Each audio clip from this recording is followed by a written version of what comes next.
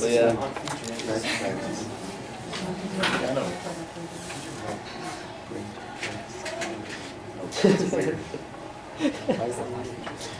Whenever you're ready. Okay.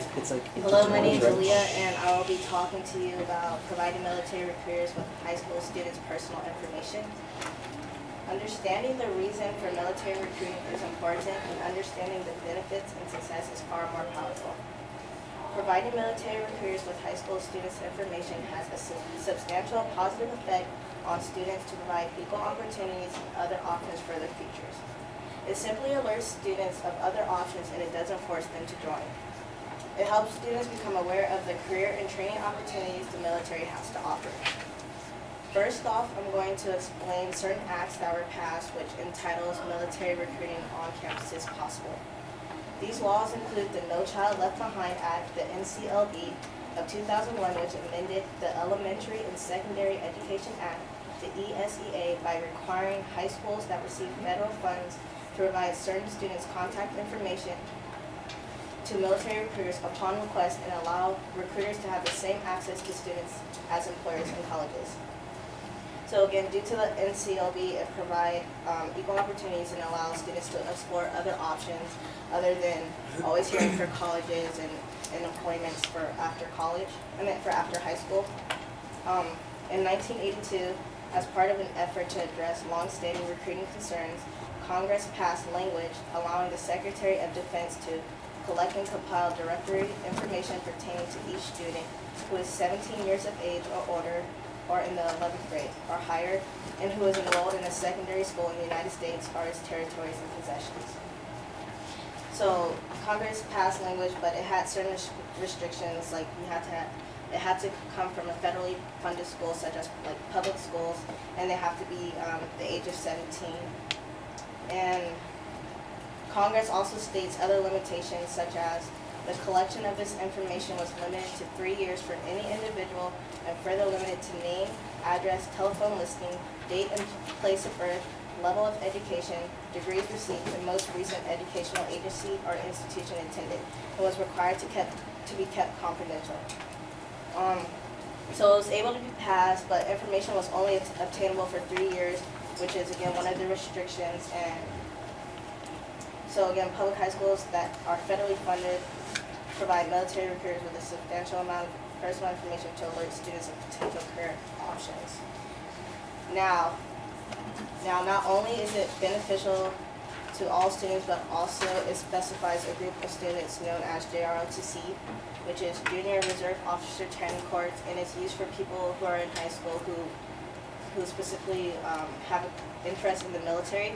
And already the ROTC offers scholarships that pay for the tuition for first-time freshmen and transfer students. And in 2009, statistics shows that enrollment jumped 5% this year to 513,297 students in junior ROTC programs, according to the combined Army, Navy, Marine Corps, and Air Force statistics. That far outpaced the program growth from 2005 to 2008. So in 2009, as comparison from 2005 to 2008, it jumped 5%, which illustrates more students are becoming interested in joining military programs. The growth is driven in part by the 2008 National Defense Authorization Act, which directed the Pentagon to add high schools to the program. The goal was to have 3,700 programs by the year 2020. There are about 3,400 according to the combined military statistics. This is a future policy because it's an action which pretty much dispute what action should be taken, which is to add more military-related programs to high schools as a way to inform students of the benefits and other opportunities for career pathways other than college.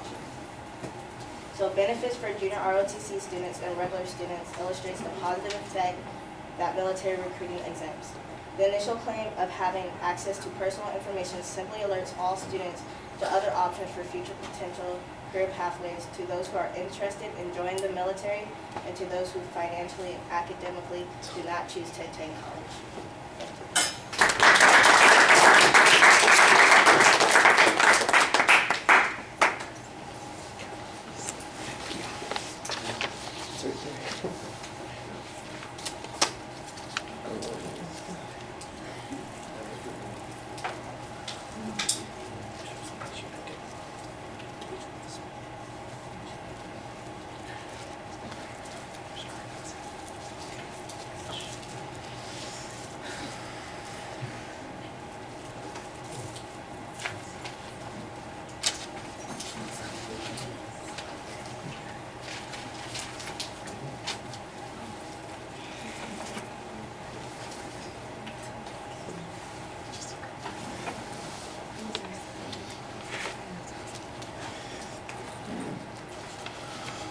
All right, well, I know what the proposition is. I'm still a little vague on what the controversy on this is. It seems to be a cause-effect claim that says granting the access has improved recruiting.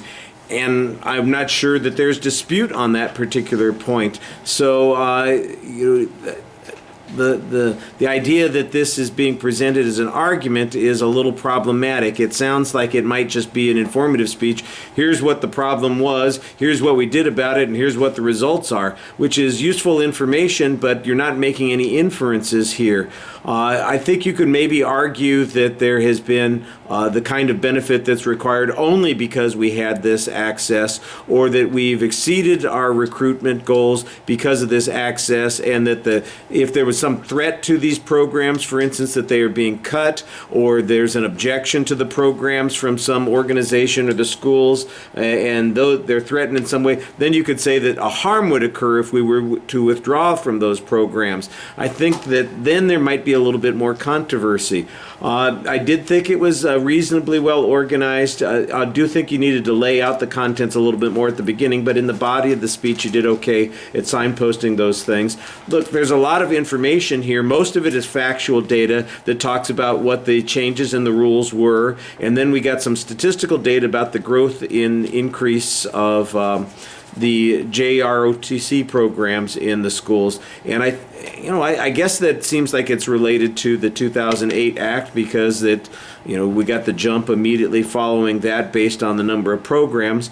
The place where there might be some argument is whether or not is it improving the quality of the military? Has it prevented the loss of replacing a new generation of leaders in the leadership positions in the military? I think we need to be making a little bit more inferences here rather than just describing things that have happened. You need to be able to make an inference from the things that have happened. There's a lot of reading in the presentation, and although I think we can hear you, you do need to project a little bit more. It's a big room, and you're talking down because you're reading a little bit, and you want to be a little bit more assertive in the presentation. So you got a lot of information in the speech, but you need to make more inferences in your argument. All right, thank you.